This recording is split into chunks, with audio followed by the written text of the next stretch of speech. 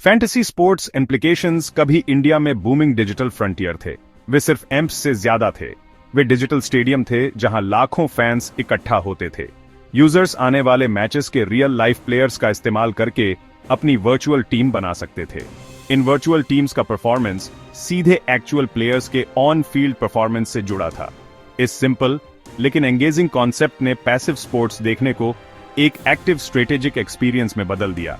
Ban से पहले India दुनिया का सबसे बड़ा फैंटेसी स्पोर्ट्स मार्केट था, जिसमें यूजर्स की संख्या 180 मिलियन से ज्यादा हो गई थी।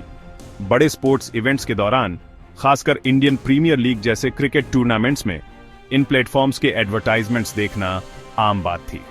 इन प्लेटफॉर्म्स की पॉपुलैरिटी स्टैगरिंग थी। उन्होंने खुद को इंडियन स्पोर्ट्स कल्चर के फैब्रिक में सक्सेसफुली इंटीग्रेट कर लिया था। फ्रेंड्स प्राइवेट लीग बनाते थे, कलीग्स ऑफिस में ब्रैगिंग राइट्स के लिए कंप्लीट करते थे, फैमिलीज शेयर टीम सिलेक्शंस को लेकर बॉन्ड करते थे। इंडस्ट्री के एक्सपोनेंशियली ग्रो करने का अनुमान था। ड्रीम 11, माई 11 circle MPL significant foreign investment attract किया, हजारों जॉब्स क्रिएट किए, डिजिटल इकोनॉमी में सब्सटैंशियली कंट्रीब्यूट किया। यह इनोवेशन था, यूजर एंगेजमेंट था, हमें पसंद आने वाले स्पोर्ट्स से कनेक्ट करने का एक मॉडर्न तरीका था। इकोसिस्टम रोबस्ट लग रहा था, जो देश में स्पोर्ट्स टेक के लिए एक ब्राइट फ्यूचर का वादा कर रहा था। हालांकि यह वाइब्रेंट लैंडस्केप अचानक और शॉकिंगली रुक गया। 20 अगस्त 2025 को भारत सरकार ने एक निर्देश जारी किया। मीटवे की आधिकारिक नोटिस के साथ सभी ऑनलाइन फैंटेसी स्पोर्ट्स प्लेटफॉर्म्स पर स्वीपिंग नेशन वाइड बैन लगाया। यह कदम पूरी तरह बिना चेतावनी का सही नहीं था, लेकिन इसकी फाइनलिटी और स्कोप अनप्रेसिडेंटेड थे। आधिकारिक कारण, ऑनलाइन गैम्बलिंग के बढ़ते खतरे और नागरिकों के वित्तीय जोखिम। सरकार ने इन्हें बेटिंग और गैम्बलिंग सर्विसेज की सेम कैटेगरी में क्लासिफाई किया। इससे स्किल वर्सेस चांस की लंबी बहस प्रभावी रूप से खत्म हो गई। सरकार का प्राइमरी जस्टिफिकेशन, कंज्यूमर प्रोटेक्शन और एडिक्शन की रोकथाम। कई रिपोर्ट्स और पब्लिक कंप्लेंट्स का हवाला दिया गया। बड़े नकद पुरस्कारों का वादा युवाओं को एडिक्शन और वित्तीय नुकसान के चक्र में धकेल रहा था। प्लेटफॉर्म्स ने खुद को स्किल बेस्ट बताया, पर उनकी ऑपरेशनल रियलिटी बेटिंग जैसी थी। अधिकारियों का दावा, चांस का एलिमेंट इंडस्ट्री से ज्यादा महत्वपूर्ण था। कई प्रमुख इम्प्लीकेशंस तुरंत प्रभावित हुए। ड्रीम 11, यूनिकॉर्न, 150 मिलियन से अधिक यूजर्स अब इनऑपरेबल हो गया। माई 11 सर्कल, मोबाइल प्रीमियर लीग, बल्लेबाजी सभी प्रभावित हुए। फैंटेसी स्पोर्ट्स ऐप का कोर मैकेनिज्म इंजीनियसली सिंपल है, जो इसके मास एडॉप्शन का एक प्रमुख कारण था। एक यूजर आने वाले रियल वर्ल्ड मैच को चुनता है।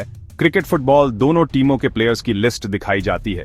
यूजर अपनी 11 प्लेयर्स की वर्चुअल टीम बनाता है। कॉन्स्टेंट्स होते हैं सैलरी कैप प्रति team, player limit, users player form देखते हैं, पिच कंडीशंस, अन्य स्टैट्स। ये उन्हें पैसिव स्पेक्टेटर से एक्टिव मैनेजर बनाता है। हर बॉल या गोल एक पर्सनल इन्वेस्टमेंट टीम बनने के बाद यूजर कॉन्टेस्ट में शामिल होता है। Free to play league, friends के बीच और मैसिव पेड कॉन्टेस्ट।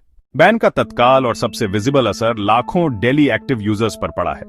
कई लोगों के लिए ये प्लेटफॉर्म मनोरंजन का एक स्रोत थे और अपने पसंदीदा स्पोर्ट्स के साथ अपनी एंगेजमेंट को गहरा करने का एक तरीका थे। बैन ने एक सिग्निफिकेंट वॉइड छोड़ा है, खासकर उन ज्यादा सीरियस प्लेयर्स के लिए जिन्होंने स्ट्रैटेजीज डेवलप करने और अपनी स्किल्स को बेहतर बनाने में समय लगाया था। मनोरंजन से परे, यूजर्स का एक छोटा लेकिन सिग्निफिकेंट हिस्सा अपनी जीत को इनकम के एक सप्लीमेंट्री स्रोत के रूप में निर्भर करने लगा था। उनके लिए बैन एक सीधा फाइनेंशियल ब्लो है।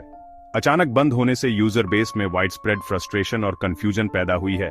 कई अब सवाल कर रहे हैं कि उनके ऐप वॉलेट में लॉक किए गए फंड्स का क्या होगा। खुद कंपनियों के लिए बैन कैटास्ट्रॉफिक से कम नहीं है, रातों रात घुटनों पर आ गई है। ये बैन छोटे उभरते एम्प्स तक भी फैला। बैन ने तत्काल और बड़े पैमाने पर लेऑफ्स को ट्रिगर किया है।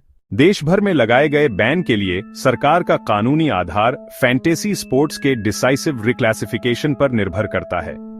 सालों से इंडस्ट्री एक कानूनी ग्रे एरिया में ऑपरेट करती थी, यहां तक कि सुप्रीम कोर्ट तक इसने पहुंच बनाई थी।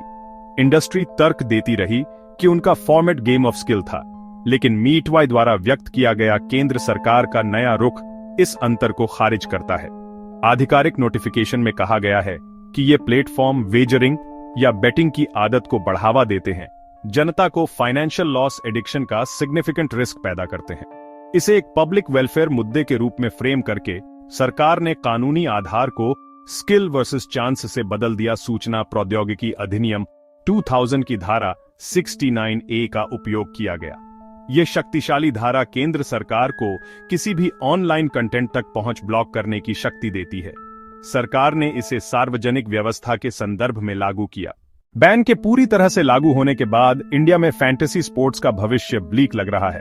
स्टेक होल्डर्स संभावित, हालांकि मुश्किल रास्तों की तलाश कर रहे हैं। एक फोर्क्ड रोड, एक रास्ता कोर्ट हाउस की ओर, दूसरा एक रिडिजाइंड ऐप की ओर। प्रभावित कंपनियों के लिए सबसे तत्काल कार्रवाई कोर्ट में बैन को चुनौती देना है। वे तर्क दे सकते हैं कि सरकार का आदेश आर्बिट्रेरी है। वे कहेंगे कि यह आर्टिकल 19(1)(g) के तहत उनके बिजनेस करने के फंडामेंटल राइट्स का उल्लंघन है। कई लोग जियो रेस्ट्रिक्शंस बाईपास करने के लिए VPNs का उपयोग करने की तलाश कर रहे हैं।